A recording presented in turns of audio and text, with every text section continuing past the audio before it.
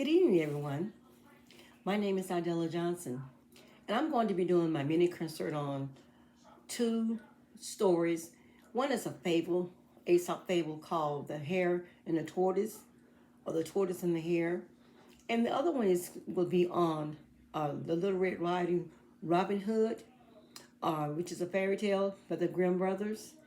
And I'm going to be telling you some story today that will also enhance the audience with courage and fear. Uh, I'm going to make sure that you enjoy as much as you possibly can. You will see from my story how courage and fear is like on the opposite side of uh, the fence, where sometimes you have to have courage and be fearful at the same time, and fear is good. So today I'm going to be doing that story on the Hare and the Tortoise and the Little Red Riding Hood. So I'm going to start first with the Hare and the Tortoise, and I hope you enjoy it.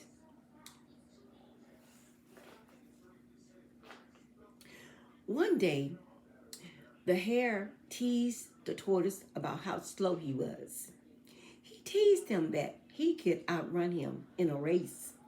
So the tortoise, being a little leery about it because he knew all the time that he was slow, he decided to take the challenge. So the hare said, "Okay, I'm going to race you." So the race started one morning. Okay, Mr. Rabbit, the hare, took off down the road, running like a partridge, fast as he could. He got so far, he looked behind him. He didn't see the tortoise. He said, "Oh, I got time to take me a nap." So he found him a nice tree and sat up under that tree, crossed his leg and his great hairy body, and went to sleep. Oh, Mr. Tortoise just kept moving.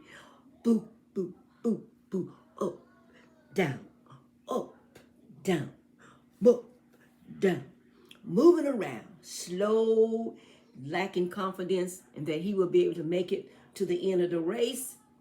So finally, after he just kept moving and moving and moving and walking, he came upon Mr. Hare, fast asleep up under the tree, looking like he was in a drunken slumber. Mr. Tortoise didn't say a word. He just kept moving. Boop, boop, boop, boop, up, down, moving, moving, down, up, down. Finally, he came to the end of the race. When he got to the end of the race, everyone was clapping. "Woo, woo, you made it, you made it, you made it, you made it, you made it." He had won the race. He was looking like, oh my God, he was surprised. Finally, back up under the tree, Mr. Hare woke up. He woke up and started running. Run to the back. Everybody started laughing. No, you did not.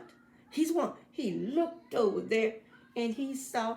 He said, "Oh, no, no, no, no, no, no, no, no, no, no. Oh, no, no, no, no, no, no. That's not, no, no. He cannot run me. No, no, that's another tortoise. No, no, no, no, no, no, no, no, no, no."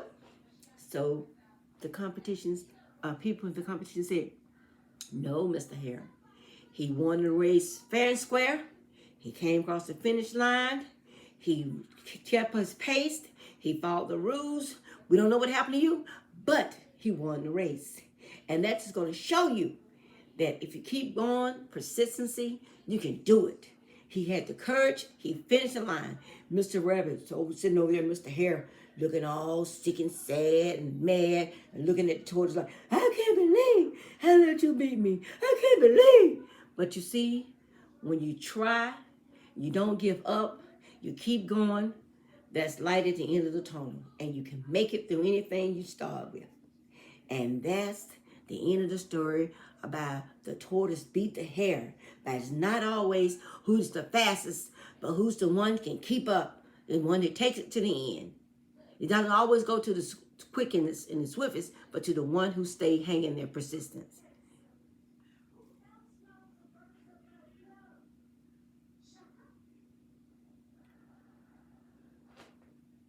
Next, my story is going to be about the Little Red Riding Hood. The little girl who wore her red hoodie all the time overhead because her grandmother made it for her, and they started calling her the Little Red Riding Hood. And she was just fearless. She decided to take a journey.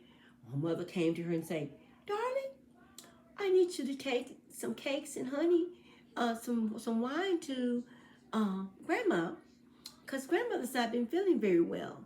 The little girl said, "Okay, I will." So the little girl got her cake and honey with a red hood on her head, and she started on her journey through the forest. She started walking through the forest. All of a sudden, ho ho, Mr. Wolf jumps out of the bush and, "Hey, little girl, what are you doing out here by yourself in the forest alone?" "I'm on my way to my grandmother's house because she's feeling kind of ill today, and I'm going to take her some goodies because my mom sent there." "Oh, well," he like, "Oh, have you seen all the beautiful things in the forest that you can see? You're just going to stay on this path?" She said, "My mother told me to stay on the path, not to leave the path. So I guess I'm going to do what my mom told me." "Oh, it'll be okay." He said, "Oh, I can get me a good dinner. I can get this little girl and I can have the granny. That's going to make me feel, that's going to be a good dinner for me. I won't have to eat for a long time when I get these two treats." The little girl looked around, saw how sunny it was. So she decided to stray off the path. She started looking at the flowers. She said, "Well, I'm just going to pick a couple of flowers for my mom. They'd be pretty. Take some to my grandmother. It won't be no problem." So while she was out there picking her flowers, the wolf headed to Granny's house. Took, took, took, took. Doop, doop, doop, doop, doop, doop, doop. She said, "Who is it?" "It's your granddaughter." She came to, "Oh," grandma, "come on in, baby. The door is open." The wolf went in there. She said, "Oh, you got such big eyes." He said, "No, it's just because I'm just looking like that today. Just a little stressed, Granny. That's why I'm looking like." So after a while, he got up to grandmother, grabbed grandmother, and ate up. Ate Granny up. Okay, jumped in the bed, put on the grandmother clothes, eyeglasses, and got up under the cover. After a while, Little Red Riding Hood realized that it had gotten a little late. She got back on the path and picked up her flowers, headed to Grandmama's house. So she got there to the house, and Granny, Mommy sent you some stuff, Granny, Mother sent you some stuff." She said, come on in. Hey, Granny, you sound so bad. Why you sound so, your voice so strong? "Oh, just a little hoarse from the cold, baby. Nothing to worry about, honey." So went on over there, and the wolf jumped out the bed and grabbed Little Red Riding Hood and ate her up. Oh, ate her up. Got up here on his way, getting ate up Granny and Little Red Riding Hood. Decided he'll leave the cabin and go for another feast. Along came this hunter looking at him like, "Oh, something looks strange. Something ain't right here."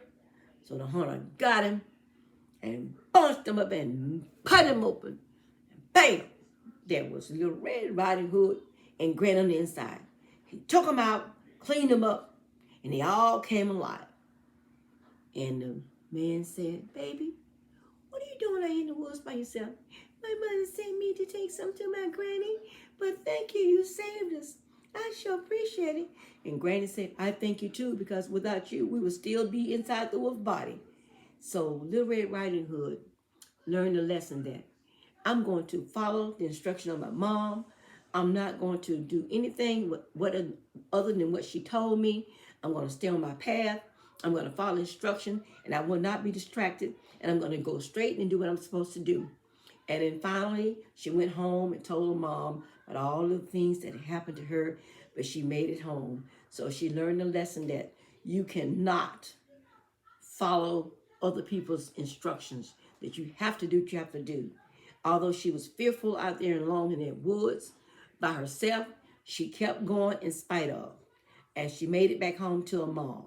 So you can be courageous and you can be fearful at the same time, because you got to do what you got to do. Sometimes you don't know how you're going to do it, but you will do it. So that's the end of my story. And I do hope that you enjoyed the stories of having courage to do the things you have to do when other people have the ups on you. And sometimes when you are alone, you have to walk by yourself, although you're fearful, but you have to be strong. You have to keep it going. You cannot let anything stop you. Through all the mishap and the troubles out there, you have to have the courage to go. So you can learn a lot from fables and from fairy tales, that they're there to make you stronger, to make you a better person. And that's the end of my story. I hope you enjoyed it. And audience, I would like to thank you for your time and your attention. And I hope that these stories have been very rewarding, and that one day you can use them to make sure that when you come to something, a challenge for yourself, that you will think about the story of the hare and the tortoise.